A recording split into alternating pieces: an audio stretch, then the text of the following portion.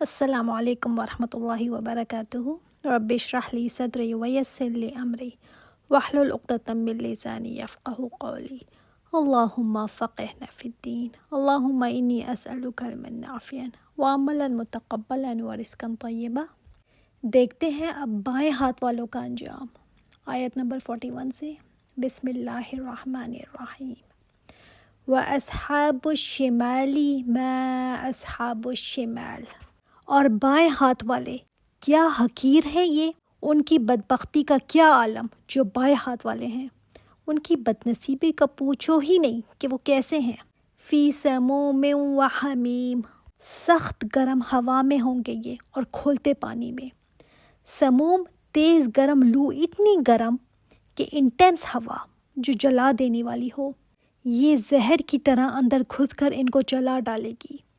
اور حمیم کھولتا پانی اس قدر بوائلنگ ہوگا۔ یہ جنت کا انوائرمنٹ بتایا گیا نا کہ ایک طرف تو گھنے سائے ہیں اور یہاں پر کیا ہے، سموم اور حمیم۔ سوچیں تھوڑی دیر کے لیے بھی لو کے تھپیڑے چہرے پر پڑے نا گرم ہوا کے۔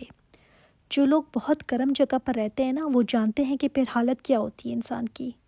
اور جہنم کی آگ جو جلتی ہوئی ہے، اس سے جو لو تپش پیدا ہو رہی ہے، اس کا عالم کیا ہوگا۔ اور پھر اوپر سے کھولتا پانی جو جہنمیوں کو پلایا جائے گا، اور وہ بھی جوش مار رہا ہوگا، اور یہ صرف اس کو پئیں گے نہیں بلکہ ان کے سروں پر بھی الٹایا جائے گا۔ حسن بصری فرماتے ہیں کہ حمیم وہ چیز ہے جو حرارت میں انتہا کو پہنچ جائے، اس کے بعد حرارت کے بڑھنے کا کوئی امکان ہی نہ رہے، یعنی ٹیمپریچر جو ہائیسٹ لیول تک جا سکتا ہو نا، اس سے ہائیسٹ کوئی ٹیمپریچر ہے ہی نہیں۔ 100 ڈگری سینٹی گریڈ پر جس پر پانی بوائل ہوتا ہے اور سٹیم بنتی ہے، اس سے اوپر تو کہیں ٹیمپریچر ہیں۔ ہم نہیں کہہ سکتے کہ ابلتا ہوا جو پانی ہے جو ہم اپنے چولہے پر دیکھتے ہیں وہ نہیں، یہ وہ ٹیمپریچر ہے جس سے اوپر کوئی ٹیمپریچر ہے ہی نہیں۔ اور اس گرم چشمے کو اللہ تعالیٰ نے اس وقت بھڑکایا تھا جب جہنم کو پیدا کیا تھا، جو اپنی انتہا کو پہنچ چکا ہے۔ استغفر اللہ۔ یہ ہے اصحاب الشمال کے لیے۔ وَظِلٍّ مِّن یحموم، اور سائے ہیں، کیسے سائے؟ دیکھیں ان کی بھی سائے تھے، مگر یہ مِّن یحموم ایسا سایہ ہے جو سیاہ دھوئیں کی طرح ہے۔ یہ سایہ نہیں ہے، اصل میں یہ ایک طنز کے طور پر کہا گیا، کیونکہ سایہ تو وہ سایہ ہی نہیں جو ٹھنڈک نہ دیتا ہو۔ ہمارے ذہن میں جب بھی سایہ آتا ہے تو کیا آتا ہے؟ ایک ٹھنڈک، سکون، راحت نا۔ گرم دن کے اندر سایہ ایک طبیعت پر اچھا فیل کرتا ہے، گرمی سے بچانے کی چیز، ایسا احساس ہوتا ہے نا ٹھنڈک سا۔ جہنم اس قدر گرم ہے، اس قدر گرم ہے، اور اس کا سایہ اس قدر ہی گرم ہے جتنی جہنم گرم ہے۔ کوئی راحت، کوئی آرام نہیں ملے گا اس سائے میں، کوئی ٹھنڈک، کوئی سکون نہیں ملے گا۔ اس کا سایہ گرم دھواں ہے۔ دھواں جو ہوتا ہے نا، کہیں اگر آگ لگتی ہے تو اس کا دھواں کئی دفعہ انسان کو چوک کرتا ہے، سانس لینا مشکل ہو جاتا ہے دھوئیں میں نا، گلا بند کرتا ہے، کھانسی آنے لگتی ہے۔ تو یہ تو دنیا کا دھواں ہے، اور جب سایہ ہی دھواں والا ہو، جس میں سوچے نا انسان کا حال کیا ہوگا کہ اس کو سانس لینا مشکل ہو رہی ہوگی۔ اور جہنم خود کیا ہے؟ آپ کو پتہ ہے نا کہ جہنم سیاہ کالی ہے۔ جب اللہ تعالیٰ نے جہنم کو بھڑکایا تھا تو 70 سال بھڑکایا اس کو، تو یہ سرخ ہوئی، پھر 70 سال بھڑکایا تو یہ سفید ہو گئی، پھر 70 سال بھڑکایا تو یہ سیاہ ہو گئی۔ اس لیے کمپیریزن ہو ہی نہیں سکتا دنیا کی آگ سے۔ اللہ اکبر، اللہم اجرنا من النار، اللہ ہمیں آگ سے بچانا۔ لا بارد ولا کریم، یہ نہ سمجھنا کہ یہ سایہ ٹھنڈک دینے والا ہے یا آرام دینے والا ہے۔ پرانے زمانوں کے اندر جو بڑے بڑے لوگ ہوتے تھے نا، ان کے اوپر سائے کرنے کے لیے نا ہر وقت ایک خادم ہوتے تھے جو ان کے اوپر ہر وقت چھتریاں رکھتے تھے۔ ان کی سواریوں پر بھی ایسے سائے لگائے ہوتے تھے جو ان کو دھوپ سے بچانے کے لیے۔ تو یہ ایک بڑا عزت والا، آنریبل سمجھا جاتا تھا ان کے لیے کہ بڑے بڑے لوگ ہیں یہ۔ لیکن یہ جہنم کا سایہ ایسا نہ سمجھنا کہ یہ کوئی آنر دینے کے لیے ہے یا کوئی فائدہ دے گا، نہیں، اس میں کوئی خوشگواری کا احساس نہیں، کوئی سکون نہیں، یہ الٹا ایک تکلیف ہے۔ اچھا، اب آگے ان کے 3 جرم بتائے گئے۔ جو جنت والے تھے نا، ان کی خاصیت بتائی گئی تھی سورہ رحمان میں، کہ جو اپنے رب کے سامنے کھڑا ہونے سے ڈرا، اس کے لیے 2 جنتیں ہیں۔ بتایا تھا نا کہ رب کے سامنے کھڑے ہونے کا ڈر کہ میں کیسے کھڑی ہوں گی، کیسے جواب دوں گی، نعمتوں کا سوال ہو گیا تو میں کیا کہوں گی، گناہوں کا سوال ہو گیا تو میں کیسے جواب دوں گی، کس کس چیز کا جواب دوں گی۔ اس سے ڈرنے کے اوپر جنت ہے، اس لیے کہ جب انسان ڈرتا ہے نا تبھی وہ عمل کی طرف بھی آتا ہے، تبھی پھر وہ اپنی زندگی بھی سدھارتا ہے۔ لیکن یہ لوگ کیسے ہیں؟ ان کے 3 جرم بتائے گئے، خاص طور پر ہائی لائٹ کیے گئے ہیں۔ پہلا جرم ان کا کیا تھا؟ انہم کانوا قبل ذلک مترفین، یہ تھے دنیا میں مترفین، دنیا میں نعمتوں میں پلے ہوئے خوشحال لوگ، جن کے پاس ہوتا ہے نا سپینڈ کریں گے تو کچھ سوچیں گے نہیں، شو آف کرنے کے لیے فضول خرچیاں کریں گے، عیش و عشرت میں زندگی گزارنے والے۔ اچھا، کیا ہم مترفین ہیں؟ عیش و عشرت میں ہم ہیں کیا؟ خوشحالی میں ہیں؟ ہمارے گھر، ہمارے فریج دیکھ لیں، الحمدللہ اتنا ہے کہ ہم مہینہ بھر بھی چیزیں اندر سے نکال کر کھا سکتے ہیں۔ ہمارے کلوزٹس دیکھ لیں، کبھی گنے کتنے جوڑے ہیں، گننے کی ضرورت ہی نہیں پڑتی، اتنے ہیں، لیکن پھر بھی کہیں جاتی ہوں تو سمجھ ہی نہیں آتا کہ کیا پہنوں، پھر کہتی ہوں کچھ ہے ہی نہیں میرے پاس۔ برتن کتنے ہیں، مہمانوں کے لیے الگ ہیں، گھر کے لیے الگ ہیں، جوتے کتنے ہیں، پارٹی میں جانے کے لیے الگ ہیں، شادیوں کے الگ ہیں، عام پہننے کے لیے الگ ہیں، گرمیوں کے الگ ہیں، سردیوں کے الگ ہیں۔ جولری کتنی ہے، کچھ بینک میں ہے، کچھ چھوٹا موٹا گھر میں ہے، میک اپ کتنا ہے، دیکھا جائے، نوٹ کرتے جائے نا کہ میری بلانگنگ کتنی ہے۔ کوئی کہہ سکتا ہے کہ ہم مترفین میں سے نہیں ہیں؟ ہاں الحمدللہ ہم سبھی خوشحال لوگوں میں سے ہیں۔ سردی گرمی کا انتظام ہے، سواریوں کے لیے گاڑیاں ہیں، ہر ایک کے پاس گاڑی ہے۔ کیا ہم مترفین نہیں ہیں؟ خوشحال لوگ، کھاتے پیتے لوگ۔ تو کیا یہ گناہ کی بات ہے؟ نہیں، گناہ کی بات نہیں ہے۔ اس میں برائی یہ ہے کہ جب انسان مترفین میں سے ہو جاتا ہے نا تو سب سے پہلے اللہ کو بھولتا ہے۔ جب اتنی بے شمار نعمتوں میں انسان بیٹھا ہو نا تو اللہ تو پھر یاد ہی نہیں رہتا، وقت ہی نہیں ہے۔ چیزیں جو بہت ہے نا، کھانے پینے کپڑے کی طرف ہی دوڑ ہے، دل ہی نہیں بھرتا۔ 2 لے لیے تو تیسرے کا شوق، 3 لے لیے تو چوتھے کا شوق، نیا سے نیا کپڑا ہو، کون سی بوتیک سے لوں، پھر ساتھ میچنگ جوتا لوں۔ اگر یہ نعمتیں نہ ہوتی نا تو کیا ہوتا؟ پھر ایک ہی کپڑا پہنتے نا، پھر ٹائم ہی ٹائم تھا۔ لیکن اب ٹائم نہیں نا، کیا کروں، پیسہ بہت ہے تو اسی لحاظ سے شوق بھی ویسے ہی ہیں، گھر کے رکھ رکھاؤ کے لیے بھی ویسے ہی چیزیں چاہیے، لوگوں میں اٹھنے بیٹھنے کے لیے بھی ویسے ہی کپڑے چاہیے، اور پھر اسی سے آگے اور بھی چیزیں پیدا ہوتی ہیں نا، تو اللہ تعالیٰ کو بھولنا بہت آسان ہو جاتا ہے۔ اب اتنا گم ہے دوسری چیزوں میں کہ ٹائم ہی نہیں ہے، کہاں پھر اللہ یاد آتا ہے یا آخرت یاد آتی ہے۔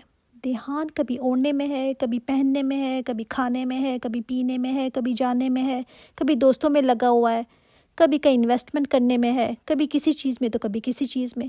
پیسہ ہے نا تو اتنی چیزیں آگے کھل گئی ہیں، پیسہ نا کئی راستے کھول دیتا ہے، اور آئے گا تو اس کے لیے پھر ذہن لگانا، پھر اپنا وقت اپنی انرجی لگانا۔ پیسہ نہ ہوتا تو کوئی مسئلہ ہی نہیں تھا، چھوٹی سی کٹیا میں 2 کپڑے، نہ کھانے کا مسئلہ، زیادہ چوائس ہی نہیں کہ کیا پکاؤں آج۔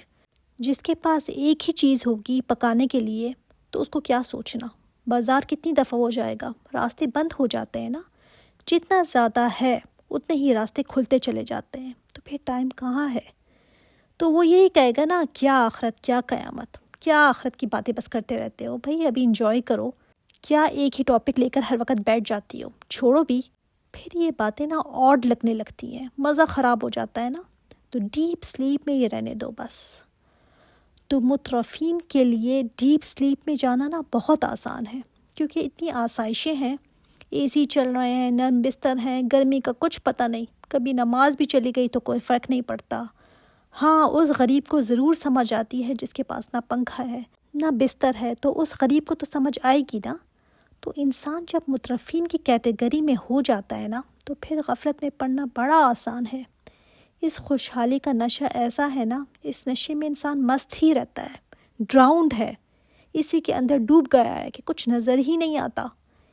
ایک غریب کو اتنی ہرس نہیں ہوتی جتنی ایک امیر کو ہوتی ہے کہ اور بس اور، اس کا پیٹ ہی نہیں بھرتا۔ تو کہا گیا قبل ذالک، مطلب اس آخرت سے پہلے دنیا میں تھے یہ مترفین، آخرت کے لیے سینس ہی نہیں ان کو، اس کے لیے بھی محنت کی ضرورت پڑتی ہے نا، یہ سینس ہی نہیں ان کو، بس اللہ غفور الرحیم ہے، معاف کر دے گا، اس سے آگے کچھ نہیں سننا چاہتے۔ اور جتنا کم کسی کو نعمتیں ملی ہوئی ہوں نا، اتنا ہی وہ اللہ کی طرف آنے کو تیار ہو جاتا ہے، اتنا ہی وہ سننا چاہتا ہے۔ اور دوسرا جرم وَكَانُوا يُصِرُّونَ عَلَى الْحِنْثِ الْعَظِيمِ، یہ اصرار کرتے تھے بڑے بڑے گناہوں پر۔ ہنس مطلب بڑا گناہ، خاص طور پر قسم توڑنے کے لیے آتا ہے۔ کوئی عہد، کوئی بیعت کی ہو یا کوئی قسم اٹھائی ہو، اس کو توڑنے کے لیے آتا ہے۔ انسانوں نے جو اللہ تعالیٰ کے ساتھ اوتھ لیا ہوا ہے وہ کیا ہے؟ اللہ تعالیٰ نے پوچھا تھا نا، کیا میں تمہارا رب نہیں ہوں؟ تو ساروں نے کہا تھا بلا، کیوں نہیں، آپ ہمارے رب ہیں۔ لیکن دنیا میں آ کر اس اوتھ کو توڑ دیا، اور کسی نے کسی کو خدا بنا لیا تو کسی نے کسی کو۔ سب سے بڑا گناہ جو ہے وہ شرک ہے۔ جس کا اوتھ لیا تھا نا، اس کو توڑ دیا۔ اس کے علاوہ اور بھی بڑے بڑے گناہ ہیں جس پر یہ اصرار کرتا تھا۔ اصرار کرنا مطلب اڑ جانا کہ میں نے نہیں چھوڑنا، مجھ سے نہیں چھوڑا جاتا۔ تو یہ اصرار کرنا نا اللہ تعالیٰ کو بہت برا لگتا ہے کہ انسان گناہ پر ڈھیٹ بن کر دکھائے۔ ایک ہوتا ہے نا گناہ کرنا، ایک ہوتا ہے اس پر جم جانا کہ ہٹنا ہی نہیں اس راستے سے، کرتے چلے جانا اور پرواہ ہی نہیں کرنا۔ وہ گناہ نا پھر بہت بڑا گناہ بن جاتا ہے، چاہے چھوٹا ہی کیوں نہ ہو، چھوٹے کی کیٹیگری میں ہی کیوں نہ ہو، وہ بڑا بن جاتا ہے اگر اس کو کرتے چلے جائیں تو۔ اور پھر جو بڑے بڑے گناہ ہیں اس پر اصرار کرے تو کیا حال ہوگا پھر۔ تو یہ اصرار کرتے تھے، مطلب ان کے اندر خوف خدا ہی نہیں تھا۔